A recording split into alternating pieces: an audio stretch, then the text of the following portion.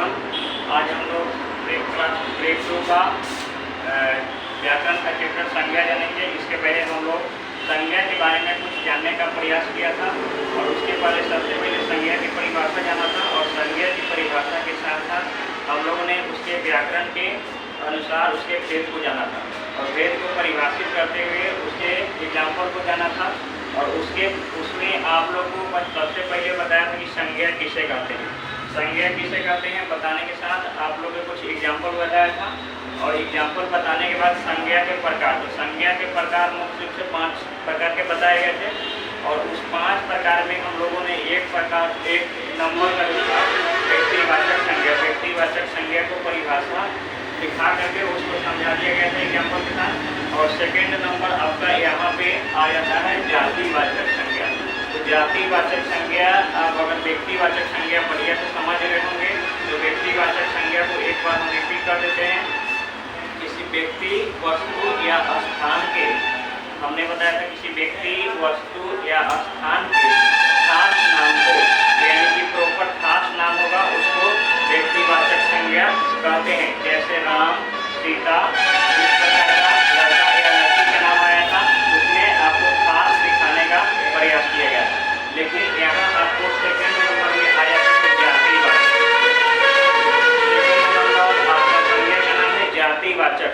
जातिवाचक कहने का तात्पर्य यह है कि जिस प्रकार हम लोगों ने एक नंबर व्यक्तिवाचक संज्ञा को देखा था, यहाँ पे उसमें उसी को दिखाते हुए पूरे जाति का बोध कराएगा। जातिवाचक इसमें आएगा आपका जाति, जातिवाचक संज्ञा। इसका डिफिनेशन आप लोग देखिएगा, जिस शब्द से, यानी कि जो भी शब्द होगा उस शब्द से पूरी जाति का बोध होता है। वहाँ पे हम लोगों ने समझा था कि अगर राम कहेंगे तो सिर्फ राम का बोध होगा, लेकिन यहाँ पे आपको बताया जा रहा है कि जिस शब्द से पूरी जाति का बोध हो, यानी कि एक शब्द बोलेंगे और उसके पूरी जाति का बोध हो, उसे जातिवाचक संज्ञा कहते हैं। जैसे लड़का, जैसे वहाँ पे हम लोगों ने बोला था व्यक्तिवाचक संज्ञा में राम, तो सिर्फ राम के नाम का बोध होता था। अगर बोलते थे सीता तो सीता के नाम का बोध होता था। लेकिन यहाँ पे अगर हम बोलेंगे लड़का तो क्लास में या जहाँ कहीं भी हम देखें वहाँ पे पूरे लड़का जाति का बोध होगा,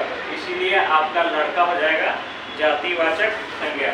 सेकेंड नंबर है आपका लड़की। जैसे लड़की बोलेंगे तो लड़की से पूरे जाति भर, पूरे जाति की जितनी सारी लड़कियां हैं सारी लड़की के बोध होगी, यहाँ पे हो जाएगा आपका लड़की जातिवाचक संज्ञा। इस तरह आपका हम बोलते दिखते हैं गाय। अगर हम बोलते हैं गाय तो एक गाय का बोध नहीं होगा, हम सीधे गाय बोलते हैं तो पूरे गाय की जाति का बोध होगा। और उसके बाद बोलते हैं कुत्ता, तो कुत्ता बोलने से जितना सारे कुत्ते आते हैं सभी कुत्ता का बोध होगा। पहाड़ बोलने से सभी पूरे पहाड़ का बोध होगा आदि। इस प्रकार हम यहाँ पे जातिवाचक की बात करें तो कोई भी शब्द, एक शब्द बोलेंगे, जैसे मेरे हाथ में यहाँ पे मार्कर है, अगर मार्कर बोलेंगे तो पूरे मार्कर जाति का बोध होगा। या कोई भी सामान जब एक शब्द बोलते हैं और उसके पूरी जाति का बोध होता है तो वो हमारा कहलाएगा जातिवाचक संज्ञा। और आशा करते हैं आप लोग आराम से समझ गए होंगे, लेकिन एक बार हम रिपीट करते हैं, यहाँ पे आप लोग अच्छे से ध्यान देंगे। बहुत ही आसान शब्दों के साथ 2 नंबर है। एक नंबर था व्यक्तिवाचक संज्ञा। व्यक्तिवाचक संज्ञा में किसी खास का बोध, इतना याद रखेंगे, व्यक्तिवाचक में जब भी बोध होगा तो किसी एक लड़का, लड़की या वस्तु का बोध होगा और हम उसी को बोल सकते हैं। लेकिन यहाँ पर है जातिवाचक संज्ञा, पूरी जाति का बोध, इस शब्द से पूरी जाति का बोध होता है। मतलब जो भी शब्द होगा उस शब्द से पूरी जाति का बोध होता है, उसे जातिवाचक संज्ञा कहते हैं। जैसे हम लोगों ने अभी आप लोगों को बताया कि जैसे लड़का, जैसे यहाँ पे हम लोग बोलेंगे कि लड़का तो पूरे लड़का का बोध होगा। अगर बोलेंगे लड़की तो पूरे लड़की का बोध होगा। यहाँ पे बोलेंगे गाय, जैसे यहाँ पे इसके कहने का अर्थ ये है कि जैसे हम एक शब्द मात्र यहाँ पे गाय बोल रहे हैं तो गाय के बोलने से पूरे गाय वर्ग की जाति, गाय की जाति का बोध हो रहा है। अगर बोलेंगे यहाँ पे कुत्ता तो कुत्ता बोलने से पूरे कुत्ता का बोध होगा। अगर बोलेंगे पहाड़ तो पूरे पहाड़ का बोध होगा। यानी कि जातिवाचक संज्ञा हम मुख्य रूप से कह सकते हैं कि एक शब्द, कोई भी एक शब्द बोलने से वो अपने पूरे जाति भर का बोध कराए, वो शब्द आपका कहलाएगा जातिवाचक संज्ञा। थोड़ा सा फर्क है व्यक्तिवाचक संज्ञा में और जातिवाचक संज्ञा। व्यक्तिवाचक संज्ञा में कहता है कि कोई एक शब्द बोलेंगे तो एक ही का बोध होता है, व्यक्तिवाचक संज्ञा में कोई एक शब्द बोलने से एक ही व्यक्ति का बोध होता था या एक ही वस्तु का बोध होता था, लेकिन यहाँ पे हम एक शब्द बोलेंगे तो आपके पूरे जाति भर का बोध कराएगा। फर्क नहीं है, आप लोग अच्छे से समझिएगा। व्यक्तिवाचक किसी खास चीज के लिए प्रयोगी रहता है और यहाँ जातिवाचक मतलब शब्द एक ही रहेगा लेकिन आपका पूरे जाति का बोध कराएगा। यहाँ तक आशा करते हैं आप लोग बहुत अच्छे से व्यक्तिवाचक और जातिवाचक को समझ गए होंगे। व्यक्तिवाचक और जातिवाचक संज्ञा में अगर आप लोगों को फर्क समझ में नहीं आएगा तो सबसे पहले हम कुछ एग्जाम्पल ले लेते हैं। जैसे यहाँ पे लड़का लिखा हुआ है तो लड़का आपको पूरे जाति का बोध करा रहा है और इस लड़का में किसी एक लड़का का नाम ले लेते हैं अगर राम, तो राम क्या हो जाएगा आपका व्यक्तिवाचक होगा। लेकिन जैसे ही पूरा लड़का का यहाँ लड़का का बोलते हैं तो लड़का से पूरे लड़का जाति का बोलता है तो लड़का आपका आ जाएगा जातिवाचक संज्ञा में। यानी मुख्य रूप से याद रखेंगे जब एक का बोध होगा खास के लिए तो व्यक्तिवाचक और जब एक ही शब्द से बहुत पूरे जाति का हो जाएगा आपका जातिवाचक। एक 2 नंबर के लिए हो गया। 3 नंबर आप आएंगे भाववाचक संज्ञा। 3 नंबर संज्ञा का नाम है भाववाचक संज्ञा। इसको ध्यान से समझिएगा। जिस शब्द से यानी कि यहाँ भी आपको शब्द आएगा जिस शब्द से किसी प्राणी या वस्तु के, जिस शब्द से किसी प्राणी या वस्तु के गुण मतलब उसका आपको बताएगा गुण या भाव का बोध होता है। यानी कि यहाँ भी हम क्या कर रहे हैं, जिस शब्द से कोई भी एक शब्द ले रहे हैं और उस शब्द से किसी प्राणी या वस्तु के मतलब कोई सामान के गुण या भाव का बोध होता है। मतलब कोई भी सामान का एक वर्ड का नाम लेंगे उससे गुण या भाव का बोध होगा, उसे भाववाचक संज्ञा कहते हैं। जैसे हम बोलते हैं गरीबी, गरीबी आपका कहने से गरीबी आपको यहाँ पे भाव का बोध करा रहा है, भाव या गुण का बोध कराएगा। इसी को हम लोग बोलेंगे भाववाचक संज्ञा। थकान, थकान कहने से भी यहाँ पे वस्तु के गुण या भाव का बोध हो रहा है, इसको हम लोग बोलेंगे भाववाचक संज्ञा। उसके बाद ईमानदारी, ये भी आपके गुण या भाव के अंतर्गत आता है, ये भी आपका हो जाएगा भाववाचक संज्ञा। और उसके बाद हम लोग के जो भी मतलब आप पीढ़ी दर पीढ़ी बढ़ते रहते हैं तो बचपन का जब समय था उसको बचपन के समय को हम लोग किस के अंतर्गत रखेंगे तो भाववाचक संज्ञा के अंतर्गत रखेंगे। इस तरह हम देख रहे हैं कि जो भी हमारे अंदर गुण, वस्तु के गुण या भाव से संबंधित मतलब किसी भी वस्तु का लेंगे उसके गुण या भाव से संबंधित जो भी चीज़ यहाँ पे आ रही है, जैसे गरीबी, थकान, ईमानदारी, बचपन आदि, इस प्रकार और भी सारे आपके शब्द हो सकते हैं जिसमें क्या होगा या तो गुण दिखाएगा और या भाव का बोलेगा। मतलब ऐसा शब्द लेंगे जिससे गुण का पता चले या भाव का पता चले, मतलब ऐसी संज्ञा लें, ऐसी संज्ञा या कोई शब्द ऐसा लगे जो संज्ञा हो और ऐसा शब्द लेंगे हमको भाव या गुण यानी गुण या भाव का वो जो उसे भाववाचक संज्ञा कहते हैं। मतलब शब्द आपको सब जगह एक ही शब्द लेना है और एक शब्द से आपका पता चल रहा है कौन संज्ञा है। जैसे गरीबी आपका भाववाचक संज्ञा है, ताकि गरीबी कहेंगे तो आपको यहाँ पे जाति का बोध नहीं हो रहा है तो जातिवाचक नहीं होगा, व्यक्ति का बोध नहीं हो रहा है तो व्यक्तिवाचक नहीं होगा, इसे गुण या भाव का पता चला। यहाँ कहेंगे थकान, तो थकान से भी आपका जाति का बोध नहीं होगा, व्यक्ति का बोध नहीं होगा, तो इससे भी भाव, गुण या भाव का बोध हो रहा है तो आपको बनाएंगे भाववाचक संज्ञा।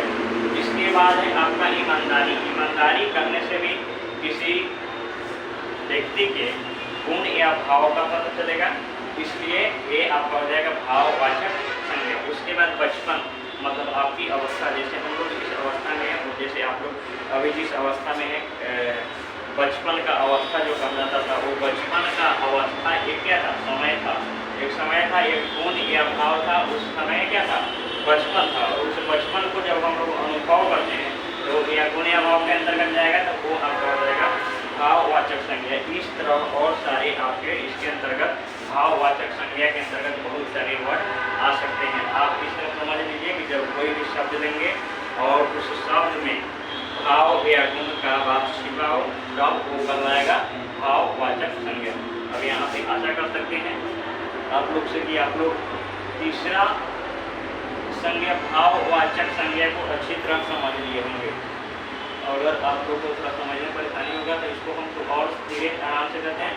जैसे भाववाचक संज्ञा यानी कि जिस शब्द से, यहाँ भी याद रखिएगा, जिस शब्द से किसी प्राणी या वस्तु के, मतलब कोई भी प्राणी या वस्तु हो सकता है, उसके गुण का पता चलेगा, गुण या भाव का बोध होगा, उसे भाववाचक संज्ञा कहते हैं। गुण या भाव का बोध होगा उसे हम क्या बोलेंगे? भाववाचक संज्ञा। जैसे यहाँ पे गरीबी करने से आपके गुण या भाव का पता चला, गरीबी, थकान, ईमानदारी, बचपन आदि। इस तरह हम देख रहे हैं कि मतलब कोई भी एक शब्द लेने पर आपके पूरे एक शब्द से पूरी उसकी वस्तु या प्राणी के गुण या भाव का बोध कराती है, उसे हम लोग बोल रहे हैं भाववाचक संज्ञा। चलिए 3 नंबर हम लोग आगे देखिएगा आप।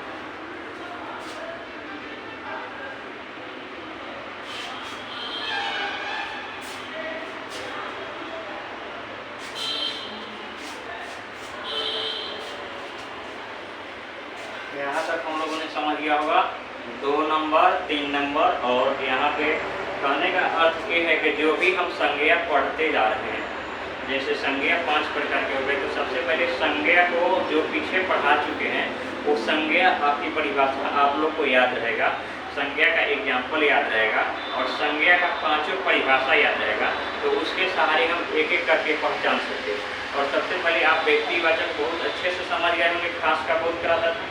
सेकेंड नंबर आपका जाति का समझ गए, यानी कि व्यक्ति, उसके बाद पूरे जाति आ गए, उसके बाद आपको शब्द से भाववाचक यानी भाव या गुण का बोध कराएगा।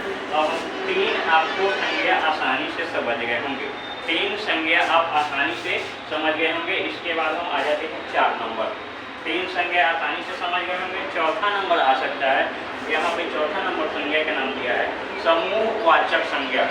देखिए समूहवाचक यहाँ संज्ञा, यहाँ आपको पढ़ने से ही स्पष्ट हो रहा है कि यहाँ पे आपको समूह का बोध होगा।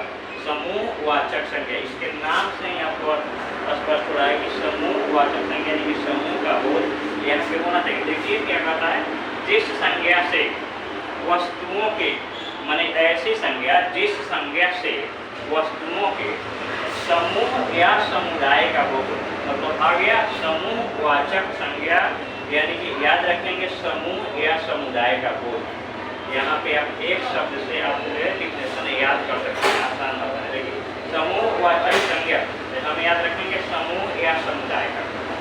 जैसे यहाँ पे लिखना होगा तो जिस संज्ञा से वस्तुओं के समूह या समुदाय का बोध हो, समूह या समुदाय का बोध हो, उसे समूहवाचक संज्ञा कहते हैं। मतलब ऐसी संज्ञा जिस तरह उसमें सब अलग अलग आता था, यहाँ पे कहा जाएगा एक शब्द बोलेंगे वो संज्ञा होगा और वह संज्ञा पूरे समूह भर का बोध कराएगा।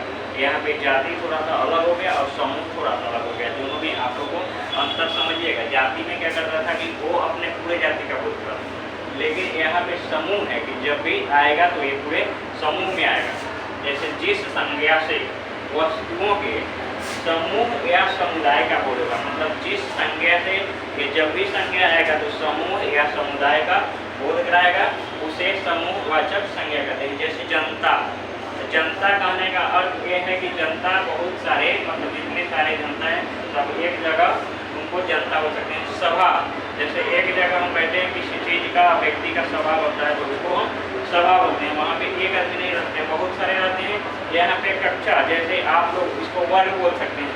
कक्षा जैसे आप लोग पढ़ते हैं तो मान लीजिए आप लोग प्रेप क्लास 2 में पढ़ रहे हैं, प्रेप 2 में पढ़ रहे हैं, फिर 1 में जाइएगा तो आप कक्षा की संख्या में लगभग कुछ स्टूडेंट होते हैं, कुछ विद्यार्थी होते हैं, जिसमें हम लोग के अभी लगभग 20, 50, 70 इस तरह हो सकते हैं। तो वो यहाँ पे एक क्या कहलाता है, कक्षा। जैसे यहाँ पे हम लोग अभी प्रेप 2 में पढ़ते हैं, तो प्रेप 2 में अगर ए में पढ़ते हैं तो प्रेप 2 ए की कक्षा, प्रेप 2 डी में पढ़ते हैं प्रेप 2 डी की कक्षा, प्रेप 2 सी में पढ़ते हैं तो प्रेप 2 सी की कक्षा, प्रेप 2 डी में पढ़ते हैं तो प्रेप 2 डी की कक्षा। अभी हम लोग 1 में जाएंगे तो कक्षा 1, या आप लोग डायरी पर या बुक में आप लोगों को दिखाया जाता है कि किस वर्ग में किस कक्षा में पढ़ते हैं, तो आप लोग लिख देते हैं कक्षा प्रेप 2A।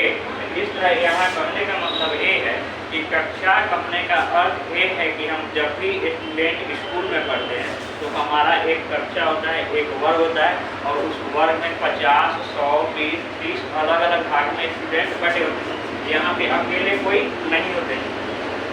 गुच्छा, गुच्छा करने का अर्थ है जैसे चाबी। चाबी यहाँ पे जैसे आप कुछ इस चीज़ की चाबी लेंगे, मान लीजिए कि आप बाइक का चाबी ले लिए या घर का चाबी ले लिए, तो उसमें क्या कर रहता है, बहुत सारा चाबी रहता है, तो उसको आपको बोल सकते हैं समूहवाचक संज्ञा। या आप मान लीजिए अंगूर का गुच्छा, जैसे कोई अंगूर पड़ा हुआ है, उस अंगूर को आप तोड़िएगा तो अंगूर में क्या होता है, बहुत सारे अंगूर रहते हैं, वो क्या कहलाएगा, गुच्छा, ताकि वो समूह में रखता है। तो यहाँ पे आप याद इसको रख सकते हैं कि जिस संज्ञा से कोई भी संज्ञा रहेगा, वस्तुओं के समूह, वस्तुओं के पूरे समूह का बोध होगा या समुदाय का बोध होगा, उसे समूहवाचक संज्ञा। जैसे जब भी आएगा आपका समूह में आएगा, जनता, सभा, कक्षा, सब समूह में आ रहा है, गुच्छा आदि। इस प्रकार जो भी हमारे आने वाले आगे आदि मतलब इसके आगे और भी आ सकते हैं, जो भी मतलब आपको क्या बोलते हैं यहाँ पे, जो भी शब्द समूह का बोध कराएगा, जो भी शब्द आपको पूरे समूह का बोध कराएगा, उसे समूहवाचक संज्ञा कहते हैं। यहाँ तक हम आशा करते हैं कि आपको 4 नंबर पूरे अच्छे से समझ में आ गया होगा। 4 नंबर समूहवाचक हो गया, और हमारे संज्ञा का लास्ट 5 नंबर आपका बचा हुआ है, इसका नाम है द्रव्यवाचक संज्ञा। हमारे 4 प्रकार पढ़ लिए संज्ञा की, संज्ञा की परिभाषा, उसके बाद एग्जाम्पल, उसके बाद 4 प्रकार हम लोगों ने पढ़ लिया, और सबसे लास्ट आपका बचा हुआ है द्रव्यवाचक संज्ञा। इसको जरा समझ लेंगे, उसके बाद हम लोग करेंगे चारों का शॉर्ट रिवाइज, ताकि जल्दी याद रहे चारों दिमाग पे। पहले इसको समझ लिए, द्रव्यवाचक संज्ञा, ध्यान दीजिएगा आप लोग। जिस संज्ञा से, मतलब ऐसी संज्ञा जिस संज्ञा से नाप तौल वाली, मतलब जिसको माप सकते हैं और तौल सकते हैं, नाप तौल वाली वस्तु का बोध होगा, मतलब ऐसा वस्तु जिसे नाप सकते हैं, तौल सकते हैं, उसे द्रव्यवाचक संज्ञा कहते हैं। जैसे मतलब ऐसा कोई भी, जैसे यहाँ पे तांबा, तो तांबा भी क्या है, संज्ञा है, लेकिन मिल जाएगा द्रव्यवाचक संज्ञा में, यानी कि नाप तौल में आएगा। पीतल को भी नाप तौल सकते हैं, चावल को भी आप गिन नहीं सकते हैं, नाप या तौल सकते हैं, घी को भी नाप या तौल सकते हैं, तेल को भी नाप या तौल सकते हैं, उसके बाद आप सोना को भी माप या तौल सकते हैं। मतलब इसके अंतर्गत बहुत सारे संज्ञा आएंगे। आप याद रखिएगा, हमारी आसपास जो भी चीज़ें दिखाई देती है, जब उसको माप या तौल सकते हैं, हमारे आसपास में जो भी चीज़ दिखाई देती है, जब उसे हम माप या तौल सकते हैं, उसे हम बोलते हैं द्रव्यवाचक संज्ञा। ताकि इसका आपका परिभाषा ही है कि जिस संज्ञा से, यानी कि जिस संज्ञा से नाप तौल वाली वस्तु, मतलब हमारे आसपास में जो भी वस्तु दिखाई देती है, नाप तौल वाली वस्तु का बोध हो, उसे द्रव्यवाचक संज्ञा कहते हैं। मतलब ऐसा वस्तु जिसे हम माप या तौल सकते हैं, उसे आप लोग बोलेंगे द्रव्यवाचक संज्ञा। जैसे में देखिए तांबा, ये आपको मापा या तौला जा सकता है, पीतल, चावल, घी, तेल, सोना आदि। यहाँ तक क्लियर है। और आप लोग को यहाँ की संज्ञा हम लोग 2 क्लास में संज्ञा को पूरा खत्म कर दिए। कल आपका कराए थे संज्ञा किसे कहते हैं, एक बार हम लोग 2 मिनट के अंतर्गत आप लोग को पूरा रिवाइज करा देते हैं, ताकि आप लोग का सारांश समझ लेंगे। उसके बाद आपको ये आराम से लिख लेंगे। कल के क्लास में हम लोगों ने पढ़ा था संज्ञा किसे कहते हैं, तो उसमें हम लोग से बताया था किसी व्यक्ति, स्थान या वस्तु के नाम को संज्ञा कहते हैं। ठीक, उसमें आपको आया था कलम, काफी, राम, विद्या। और उसके बाद 2 नंबर में हम लोग पढ़ा था व्यक्तिवाचक संज्ञा किसे कहते हैं। उसमें हम लोगों ने बताया था जब किसी व्यक्ति या वस्तु के खास होने का बोलते हैं, तो उसे व्यक्तिवाचक संज्ञा कहते हैं। जैसे राम, तो हम राम को ही राम बोल सकते हैं, ये नहीं है कि किसी भी लड़का को राम बोलते हैं। तो वो हो गया आपका व्यक्तिवाचक संज्ञा। आज के क्लास देखिए, यहाँ से कल हम समझे, आज के क्लास में हम जातिवाचक संज्ञा के बारे में आप लोग को बताए हैं। इस शब्द से पूरी जाति का बोध याद रखेंगे। जातिवाचक संज्ञा मतलब पूरे जाति का बोध। जैसे लड़का बोलेंगे तो पूरे लड़का जाति का बोध होगा, लड़की से पूरे लड़की जाति का बोध होगा, गाय से पूरे गाय। इस तरह हम कोई भी शब्द बोलेंगे, जैसे कुत्ता, पहाड़, कोई भी एक शब्द बोलेंगे और पूरे जाति के भर का बोध कराएगा, वो आपका जातिवाचक संज्ञा याद रखिएगा। तीसरा है भाववाचक संज्ञा, जिस शब्द से किसी प्राणी या वस्तु के गुण या भाव का बोध होगा। इससे आपको किसी ऐसा शब्द होगा, संज्ञा होगा, जिससे वस्तु के गुण या भाव का बोध होगा, उसे भाववाचक संज्ञा कहते हैं। जैसे गरीबी, थकान, ईमानदारी ये भी गुण या भाव है। आपका बचपन, ये सभी शब्द से गुण या भाव का पता चल रहा है, तो ये आपका हो जाएगा आपका भाववाचक। याद रखिएगा, भाववाचक संज्ञा इस गुण या भाव का पता चलेगा। तीसरा समझिए समूहवाचक। आप लोग समझ में आ गया होगा, समूहवाचक मतलब समूह का होता है। तो जिस संज्ञा से वस्तुओं के समूह या समुदाय का बोध हो, उसे समूहवाचक संज्ञा कहते हैं। मतलब जब कहेंगे जैसे पूरे समूह भर का बोध होगा, जनता, सभा, कक्षा, गुच्छा आदि, इससे आपका पूरे समूह का बोध होता है। लास्ट हम लोगों ने समझा है द्रव्यवाचक मतलब माप तौल करने वाली वस्तु। जिस संज्ञा से नाप तौल वाली वस्तु का बोध होगा, द्रव्यवाचक यानी नाप तौल वाली वस्तु का बोध होगा, उसे द्रव्यवाचक संज्ञा कहते हैं। जैसे तांबा, पीतल, चावल, घी, तेल, सोना आदि। अब आप लोग यहाँ पे 8W कर सकते हैं, 8W संज्ञा लिखो और याद करो। देखिए यहाँ पे हम लोग क्या किए हैं, संज्ञा अभी यहाँ पे लिख दिए हैं, उसको आप लोगों को पढ़ा दिया गया है। आपको होमवर्क में क्या करना है, संज्ञा लिखो, मतलब इसको आप लोगों को लिख लेना है और याद कर लेना है, ताकि अगले क्लास में हम संज्ञा 2 क्लास में खत्म कर दिए। अगले क्लास में जब आएंगे तो आप लोग को संज्ञा पूर्ण रूप से खत्म हो गया। आप संज्ञा पूरा बढ़िया से लिख लीजिएगा, इसको आप याद कर लीजिएगा, ताकि अगर संज्ञा को आगे पहचान कराने के लिए दे अगले क्लास में हम कोई भी शब्द यहाँ पे दे देंगे, और यहाँ पे जैसे दे देंगे सभा, और आप लोग से पूछेंगे कि कौन सी संज्ञा है बताएं, तो यहाँ पे उसका नाम लिखना होगा। आपको जो भी संज्ञा, 5 संज्ञा में जो भी संज्ञा होगा, उस संज्ञा का आप नाम वहाँ पे लिख सकते हैं। उसके लिए आपको सबसे पहले जितना पढ़ाया गया है, पाँचों का परिभाषा, पाँचों का एग्जाम्पल के साथ, और पाँचों को याद कर लेना है और उसको लिख लेना है, ताकि अगले क्लास में आपको दिक्कत नहीं हो। चलिए आज के लिए हम लोग इतना ही रहने देते हैं, फिर हम लोग मिलते हैं अगले क्लास में। चलिए ठीक है, धन्यवाद।